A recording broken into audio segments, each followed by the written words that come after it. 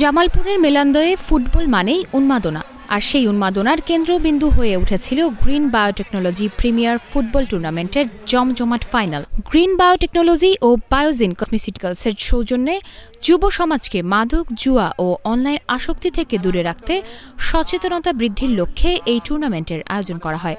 Final খেলা অনুষ্ঠিত হয় শনিবার বিকেলে ৪ নং নাংলা ইউনিয়ন পরিষদ সংলগ্ন মাঠে। উত্তেজনাপূর্ণ এই ফাইনালে কামদেববাড়ির শাহালম ফুটবল একাদশ ২-১ গোলে সর্দারবাড়ির যুব সমাজ ফুটবল একাদশকে পরাজিত করে চ্যাম্পিয়নের শিরোপা জিতে নেয়।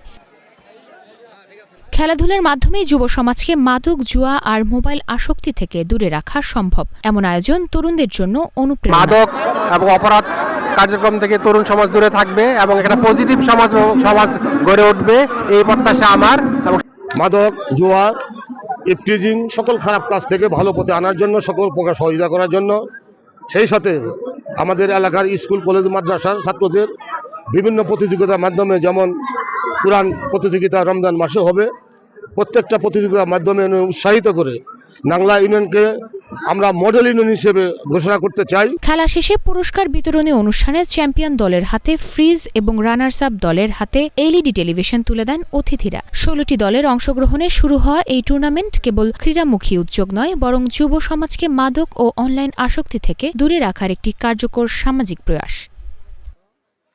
মাইশা মাহমুদ, নাগরিক প্রতিদিন।